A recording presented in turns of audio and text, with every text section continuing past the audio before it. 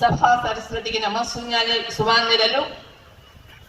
మరి ఈరోజు చాలా శుభప్రదమైనటువంటి తిథి వార నక్షత్ర ఫలితాల పరంగా చాలా శుభప్రదమైన రోజు. అంటే మన సంకల్పం ఏదైతే ఒకటి మంచిగా ఆలోచిస్తామో అదే నెరవేరుతుంది. ఇవాళ ఎంత గురువారం, ఏకాదశి, చాలా పర్వదినం.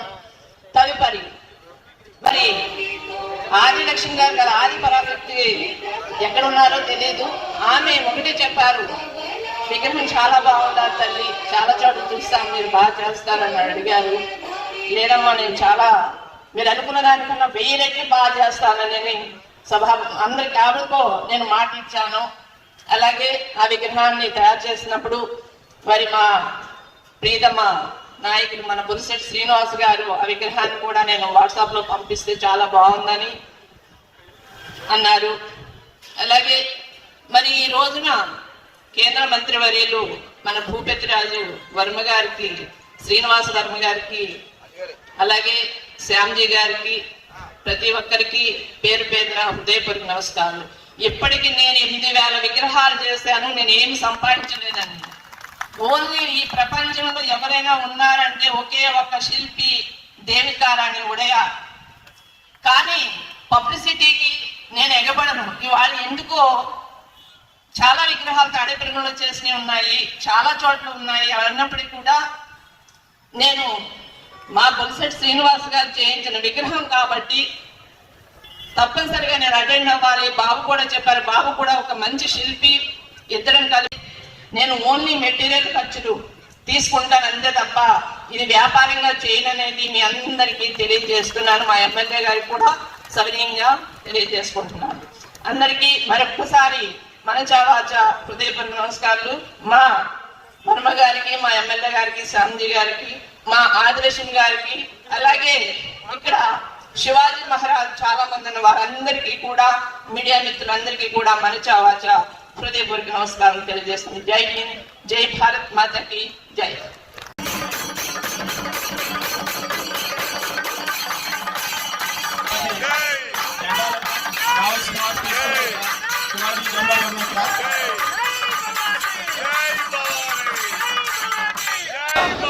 ఏంటి తెలుస్తుంది, స్వతంత్రం రావడానికి ఎంతమంది ప్రాణత్యాగం చేశారన్నది మర్చిపోయిన సందర్భంలో మళ్ళీ తాడేపల్లిలో విగ్రహావిష్కరించినప్పుడు ఈ ప్రస్తావన తీసుకొచ్చిన గురువు గారు శ్యామ్జీ గారు, మేము ఎప్పుడు మిమ్మల్ని స్ఫూర్తిగా తీసుకుంటాం సార్.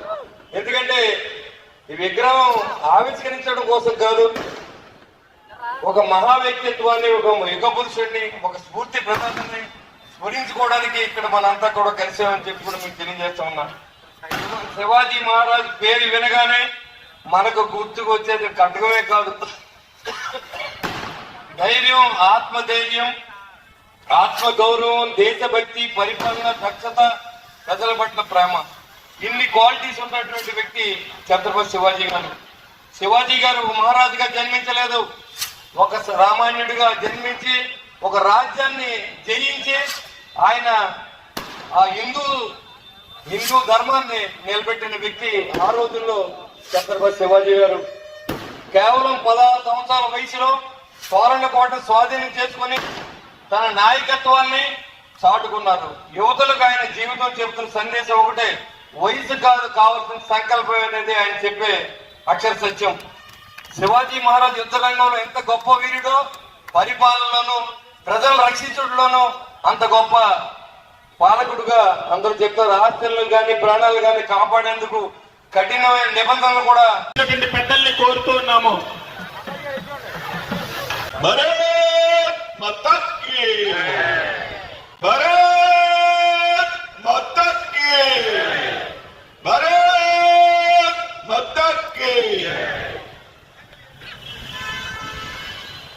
శివాజీ మహారాజ్ విగ్రహావిష్కరణ సందర్భంగా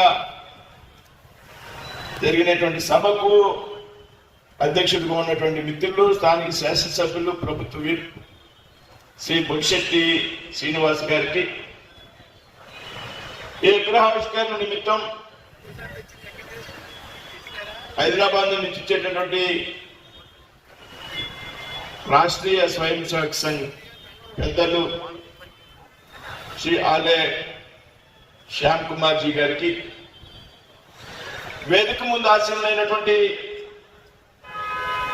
తాడేపల్లిగూడెం పట్టణ పుర ప్రజలకు, విద్యార్థులకు అందరూ కూడా హృదయపూర్వక నమస్కృతులు తెలియజేస్తూ, ముఖ్యమైనటువంటి వక్త ఎక్కువసేపు మాట్లాడవలసి ఉన్నది కాబట్టి చాలా క్లుప్తంగా ముగిస్తాననే విషయాన్ని సందర్భంగా చెప్తూ ఉన్నాను. ఇవాళ శివాజీ మహారాజ్ యొక్క విగ్రహావిష్కరణ సందర్భంగా మనం కలిసి, శివాజీ మహారాజు అనేటువంటి వ్యక్తి ఒక రాజుగా మనవరు కూడా చూడాల్సినటువంటి అవసరం లేదు. ముందుగా ఆయన ఒక హైందవ సామ్రాజ్యాన్ని స్థాపించడానికి ఆయన చేసినటువంటి ఆలోచన, ఆయన యొక్క స్ఫూర్తి, ఆయన రగించినటువంటి అగ్ని జ్వాలని మనంతా కూడా ఆదర్శంగా తీసుకోవాల్సినటువంటి సందర్భం అని ఈ సందర్భంగా మీ అందరికీ కూడా తెలియజేస్తున్నాం. చీకటి బ్రతుకుల్లో మగ్గుతున్నటువంటి ప్రజల్ని చైతన్యపరిచి ఆత్మగౌరవాన్ని, స్వేచ్ఛాకాంక్షని కూడా రగించినటువంటి వ్యక్తి, స్ఫూర్తినిచ్చేటువంటి వ్యక్తి